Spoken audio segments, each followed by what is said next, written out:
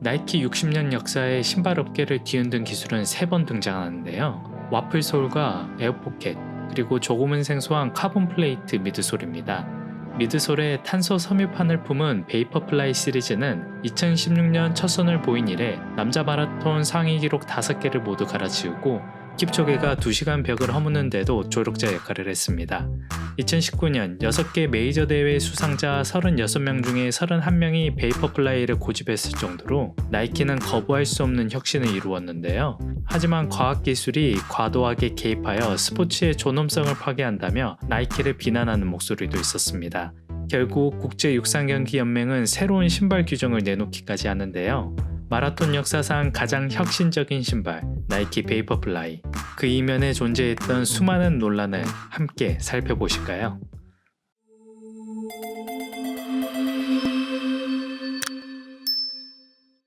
베이퍼플라이는 나이키 마라토나 라인업입니다. 그 첫 모델 베이퍼플라이 4%는 2016년 공개 당시 남자 마라톤 1위 기록에 사용된 신발 아디다스 아디오스 부스터 2.0보다 에너지 효율을 4%가량 개선한다 하여 그 이름이 붙었습니다. 그 가파른 혁신 뒤에는 2가지 핵심 기술이 있었는데요. 첫 번째 기술은 탄소 섬유판입니다. 강철보다 강하고 손보다 가볍다는 탄소 섬유판을 미드솔에 심어 놓았는데요. 발끝으로 지면을 밀어낼 때 탄소 섬유판이 지지대 역할을 하면서 발끝을 곧게 고정해 에너지 손실을 줄이고 더 큰 추진력을 얻을 수 있다고 합니다.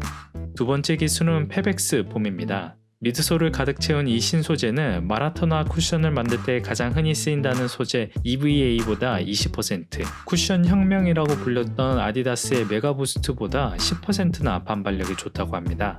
게다가 가볍기까지 해서 무게 부담 없이 높게 쌓아 올릴 수도 있는데요. 바로 베이퍼플라이의 시그니처 디자인인 두꺼운 미드솔이 탄생하게 된 배경입니다. 베이퍼플라이를 신은 선수들은 마치 내리막길을 달리는 것 같다, 발에 스프링이 달린 것 같다며 신발을 극찬했는데요. 일부 관계자들은 베이퍼플라이로 인하여 선수 신체 능력보다 선수의 신발이 승부에 더 큰 영향을 끼치기 시작했다며 첨단 기술의 마라톤의 본질이 잠식당하는 상황을 우려했습니다. 일부는 기술 도핑이라는 말을 써가며 베이퍼플라이를 비난했는데요. 그도 그럴 것이 베이퍼플라이를 신는 것만으로도 도핑에 버금가는 효과를 얻을 수 있었기 때문입니다. 2012년 국제육상경기연맹은 혈액 도핑을 단속하고자 선수 생체 여권이라는 강력한 도핑 방지책을 도입하는데요.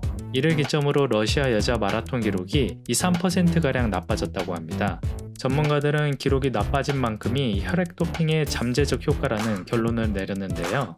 베이퍼플라이가 엘리트 마라토너의 기록을 2.5% 정도 개선할 수 있다는 점을 고려하면 기술 도핑이라는 비난을 조금은 이해할 수 있겠습니다. 하지만 비난의 화살은 나이키보다 국제연맹을 향해야 될 텐데요. 그들은 나이키의 혁신을 묵인한 것도 모자라 공정한 경쟁의 장을 만드는 데도 실패했습니다. 국제대회에서 미공개 프로토타입 사용을 용인한 건데요.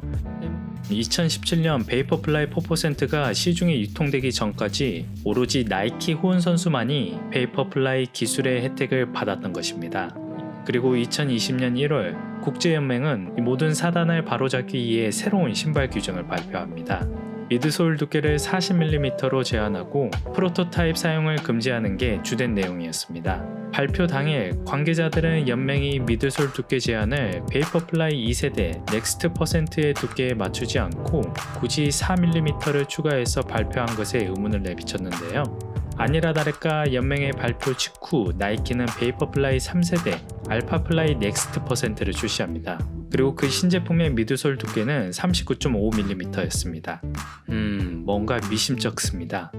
분명 나이키는 미드솔 두께가 얼마나 제한될지 모른 채로 알파플라이를 제작하고 있었을 텐데요. 억세게의 운이 좋아서 0.5mm 차이로 규정을 아슬아슬하게 피해갔던지 뉴발란스 CEO가 주장한 것처럼 나이키가 협회의 결정에 영향을 끼쳤던지 둘 중에 하나인 것 같습니다. 다행히 2020년 올림픽이 연기되면서 경쟁사들은 신제품을 개발할 시간을 확보했는데요. 하지만 나이키가 탄소 섬유판과 쿠션 관련된 특허를 대거 출원해 놓은 상태라 베이퍼플라이에 버금가는 신발을 제작하는 건 녹록지 않을 거라는 전망이 있습니다. 베이징 올림픽 수영에서 메달을 획득한 선수 98%는 스피도의 LZR 레이서 수영복을 입고 있었습니다. 상어 피부에 착안해서 만든 이 전신 수영복은 베이직 올림픽에서만 무려 25개의 세계 기록을 경신했지만 불과 1년 만에 국제 무대에서 퇴출당합니다. 첨단 기술이 스포츠의 순수성을 훼손한다는 판단하에 내린 조치였습니다. 기술 혁신과 기술 도핑 경계선에서 아슬아슬한 줄타기를 하는 현대 스포츠. 여러분은 어느 정도까지를 기술의 혁신이라고 받아들일 수 있으신가요? 스포츠 그 너머 흥미로운 이야기를 들려드리는 비욘드 스포츠였습니다. 감사합니다.